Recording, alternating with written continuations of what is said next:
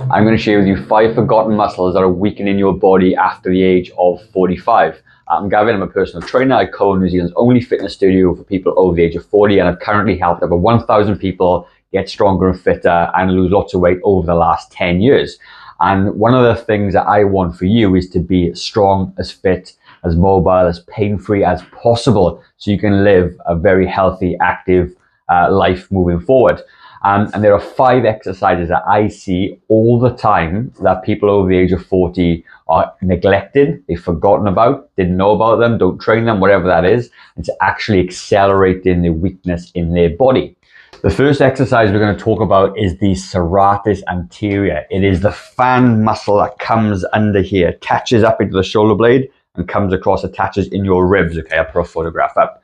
This muscle is responsible for stabilizing the shoulder blade. So if you see people with fan shoulder blades or shoulder blades sticking out, it's because this serratus generally is quite weak, and in turn destabilizes the shoulder joint. So if you can work on this muscle itself, it's going to help keep your shoulder function nice and strong, help with posture, that sort of thing. So the exercise that we're going to choose today is called the push-up plus. And the push-up plus is a standard press up, but the only thing you do, you push your chest through the middle, okay? So there's a video I'm going to show you up there. And as you can see by the video, what's happening is that when a lot of people do the standard press up, they never really lock out their elbows and they're working on the chest and the front delts. But the push-up plus goes a little bit further. You push your hands all the way through and you arch the top of your back. And when you do that, it's pushing that serratus, it's contracting the serratus anterior to make that stronger, to help stabilize the shoulder blade. You often see this muscle overpronounced in boxers, and they call it the boxing muscle because when you're boxing, you're pushing and extending all the way through. And that is super important to do it. So with this exercise, what you want to be looking to do is adding it into your current routine. Or if you haven't got a routine, just do what I'm about to show you, and that's going to help stabilize that shoulder. And you want to be doing 12 to 15 reps of this exercise. Quality, slow control exercises is going to be the absolute key for this. And you want to be doing about 12 to 15, then you're going to rest for about 30 seconds, and you're going to do 12 to 15 again and repeat the process. And you want to be doing it about 2 to 3 times per week to start with if you're not doing this at all. You're going to go a long way to strengthening that shoulder blade and keeping the shoulder joint nice and stable. Now the next exercise we've got, you may have heard of this one, is the rotator cuff muscles, okay? So many people forget about this muscle, and so many people have really weak rotator cuffs. And rotator cuff, problems and tears are massive in our fitness facility. When we speak to people over the age of 40, 50, 60, because they've never looked at this muscle, they may not have known about it, never strengthened it, never wanted to do it, whatever. And then it really, really compromises the shoulder.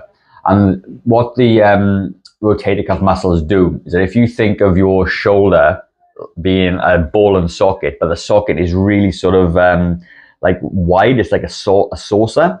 And what the rotator cuff muscles do, they wrap around the muscle and stabilize the shoulder joint within the capsule. Really important. And let's just say my little finger is the rotator cuff muscle. If that's weak, then what it does is the shoulder can drag forward a little bit because this one isn't pulling it back into shape, and causes impingement, causes issues.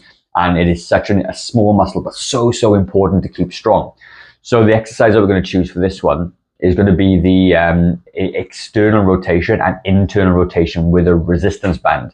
And the key for this exercise is to keep your elbow stuck to your side. I'm using a yoga mat. You can use a towel or a pillow to keep that locked in.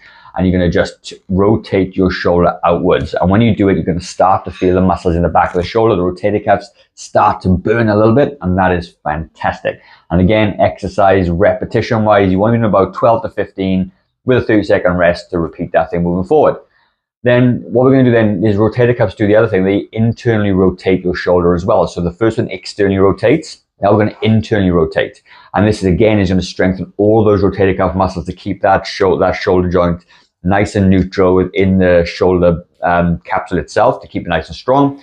Again, you're going to internally rotate 12 to 15 times with a rest, and then you repeat as you go forward, okay? When you've got a strong rotator cuff muscle, you have way more mobility in your shoulder, way less pain, and it's way less vulnerable to injury because rotator cuff muscles can be very easily torn or strained. And by doing this exercise, you're going to be maintaining that shoulder, keeping it strong as you go forward.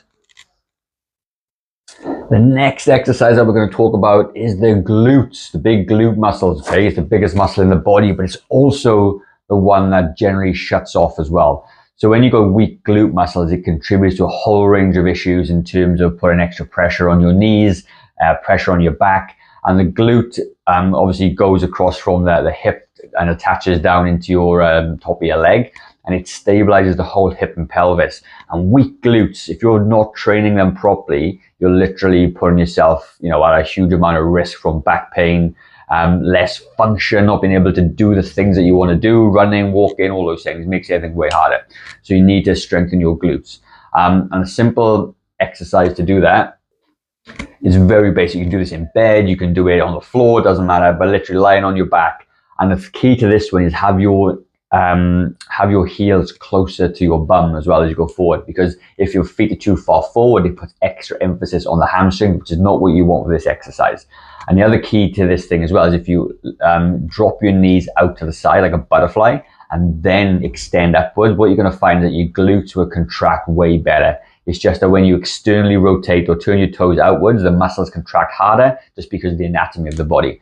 And again, you want to be doing this for 12 to 15 reps. It's slow, controlled, focused. Get that glute to contract. Then rest for 30 seconds and repeat the process 2 or 3 more times. Again, same cadence as before. 2 to 3 times a week is going to be plenty to start with. The next exercise that we got is tib raises. Now, the tibialis anterior is the muscle at the front of the shin. Okay, it's the opposite to the calf. And when you people don't strengthen this muscle at all, and what happens is it's responsible for your foot dropping. So if your foot drops, you're way more vulnerable to falling over, tripping over steps, tripping over your feet even, okay? So oftentimes people totally forget this. A lot of trainers don't even train it. But for what I see, for our demographic of people over 40, 50, 60 and above, critical muscle to keep your leg function, moving properly without falling over, which is super key. Again, it's a very, very simple exercise. So you stand up against the wall and you're going to lift up your toes off the floor and you're going to feel the burn in the front of that shin straight away. Also helps prevent things like shin splints. Also helps with ankle mobility as well, which is never a bad thing because obviously weak ankles can cause a whole bunch of other problems.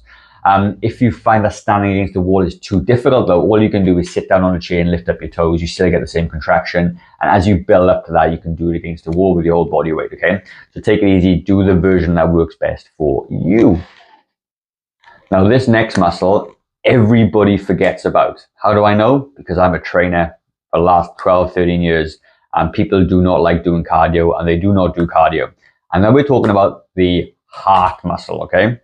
Yes, the heart is a muscle.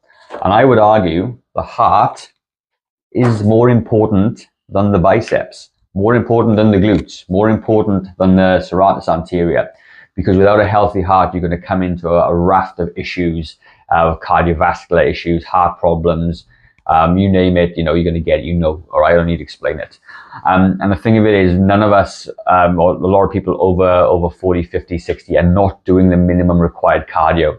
And to get a strong heart, you have to do cardio, you have to train it. And what we're talking about is 150 minutes of cardio per week. If you do 150 minutes of cardio per week, you're literally going to be strengthening your heart. It's the minimum daily requirement needed that can actually improve your quality of life as you get older, but also studies are showing you could live 7 to 10 years longer if you just do 7 to 10 minutes of cardio. So what does that look like? Literally means zone 2 cardio. Zone 2 cardio is walking where you can hold a conversation, but it is a little bit challenging. And you can hold this for maybe an hour, okay, which is fantastic. And the more of this that you do, the better it's going to be. It's going to pump more nutrients and blood around the body, improve circulation, all that other stuff. But it is very much a forgotten muscle for people over the age of 45 for sure.